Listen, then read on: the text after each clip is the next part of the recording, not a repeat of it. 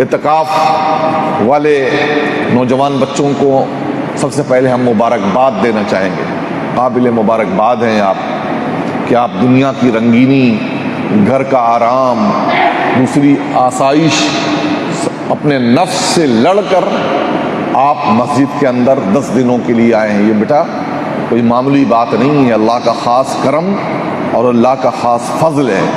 لیکن یاد رکھیں اس 10 دن کو جو گزارنا ہے وہ بڑے سسٹم کے ساتھ گزارنا ہے. آپ کو کوشش کرنا ہے کہ یہ 10 دن ہمارا ضائع نہیں ہو، بلکہ اس 10 دن میں ہم بہت کچھ لے کر کے اللہ کے اس گھر سے جائیں. اس 10 دن میں بہت کچھ لے کر کے ہم جائیں، جہاں ہم نمازیں پڑھیں، جہاں ہم قرآن کی تلاوت کریں، جہاں ہم اللہ کی بارگاہ میں گڑ گڑائیں، دعا کریں، وہیں ہم دین سیکھیں. یاد رکھو دین کا سیکھنا نفلی عبادتوں سے کہیں زیادہ بہتر ہے.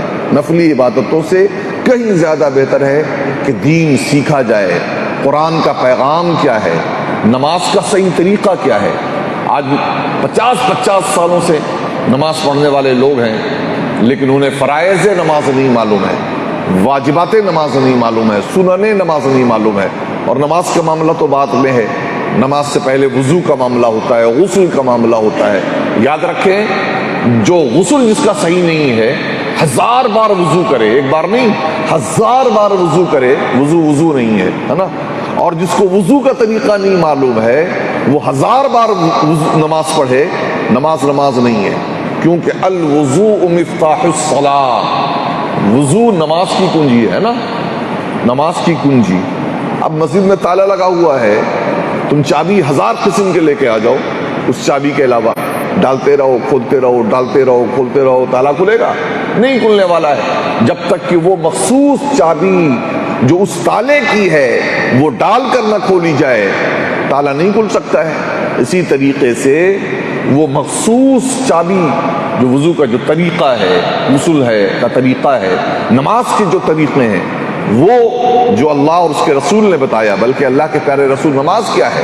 یہ اللہ کے رسول کے طریقے کا نام نماز ہے. صلو کما رأیتمونی اصلی، حضور فرماتے ہیں نماز ویسی پڑھو جیسے میں نماز پڑھتا ہوا دیکھتے ہو.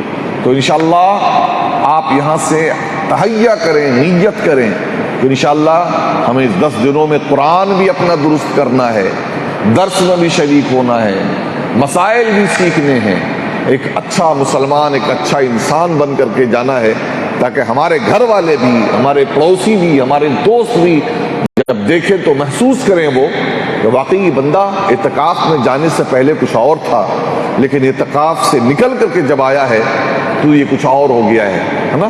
یہ اس طریقے سے بن کر کے آپ کو جانا ہے. یہ تہیہ کر لیں. یاد رکھیں اعتکاف کیا ہے؟ بندہ ساری دنیا سے منہ موڑ کر اللہ کے در پر آ کر پڑ گیا ہے.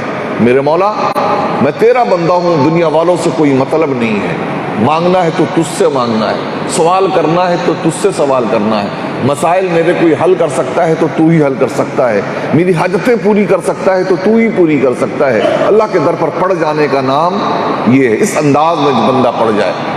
ارے کنجوس سے کنجوس آدمی بھی ہوتا ہے نا، اور کچھ نہ دے کسی کو دروازے پانے والے کو، لیکن ایک فقیر آ کے پڑ جائے دروازے پر، نہیں ہم تو لے ہی کے جائیں گے، اور ہٹنے کے لیے تیار نہیں ہو، تو وہ کنجوس سیٹھ بھی اپنی جان چھڑانے کے لیے کچھ دے کر کے، دے بھائی اس کو دے کر کے ہٹاؤ، راستے پر اس نے جو ہے جینا محال کر دیا ہے، راستہ جام کر کے رکھ دیا ہے.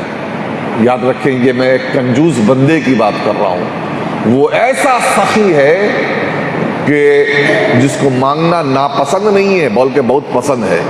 ہم سے کوئی بڑا سخی بھی اگر ہوئی کوئی دنیا میں، ایک بار سے دوسری بار اور تیسری بار کوئی اگر مانگے گا نا، بس تیرا کام مانگنا ہی، بار بار سر اٹھا چلے آتا میرے پاس جاؤ، دینے والا بھی نہیں دینے والا اس کو. لیکن اللہ کی ذات ایسی ذات ہے نا کہ ایک بندہ جب مانگتا ہے، جتنی بار بندہ کہتا ہے یا اللہ، تو میرا رب کہتا ہے یا عبدی، اے میرے بندے، اے میرے بندے میں حاضر ہوں، بول مجھ سے سوال کر، مانگ، تو کیا مانگتا ہے. تو اللہ تبارک و تعالیٰ کو مانگنا بے حد پسند ہے.